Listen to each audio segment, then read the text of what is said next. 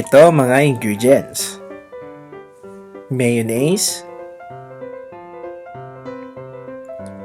onion, spring onion at red chili, soy sauce, oyster sauce, tofu, nor liquid seasoning, calamansi juice, butter. Gagamit din tayo ng cooking oil pang fry ng tofu.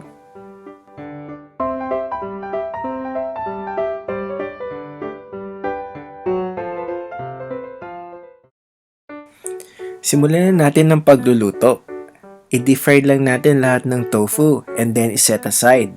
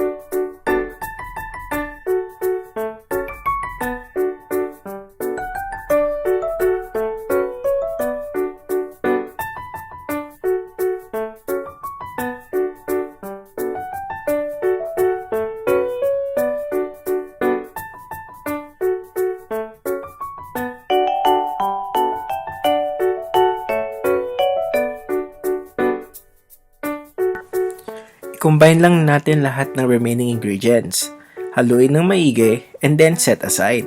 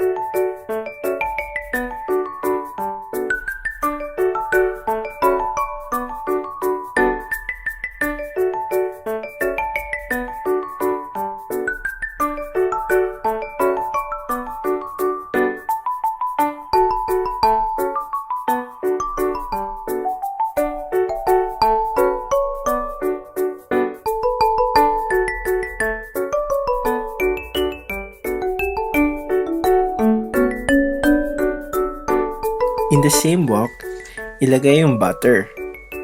Hayaan mag-melt and then igisa na natin ang sibuyas.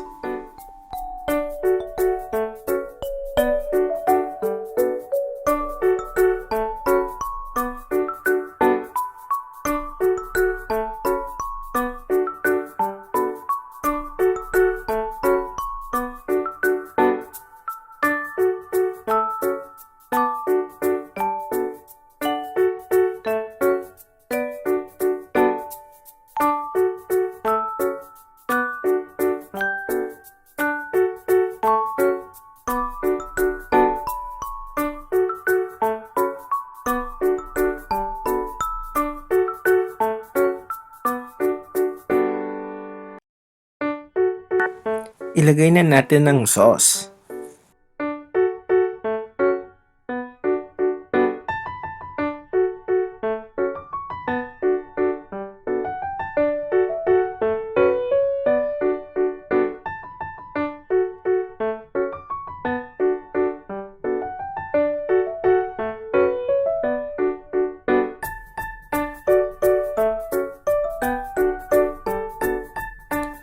Haluin lang natin. At pag nag-thicken na ang sauce, ilagay na natin ang fried tofu and then continue sa paghalo.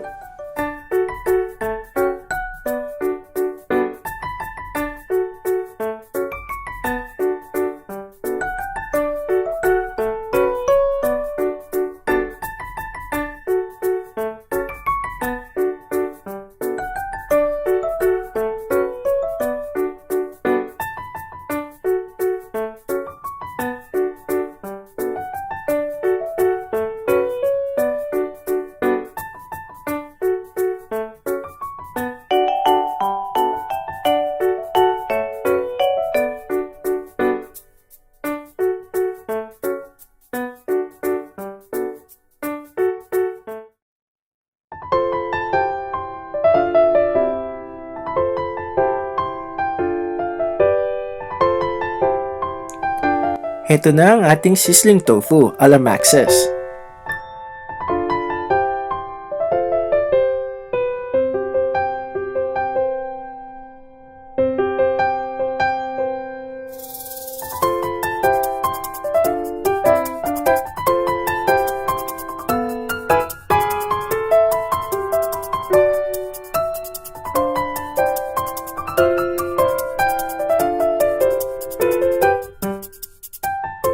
If you like my video, please don't forget to click like, share, and subscribe.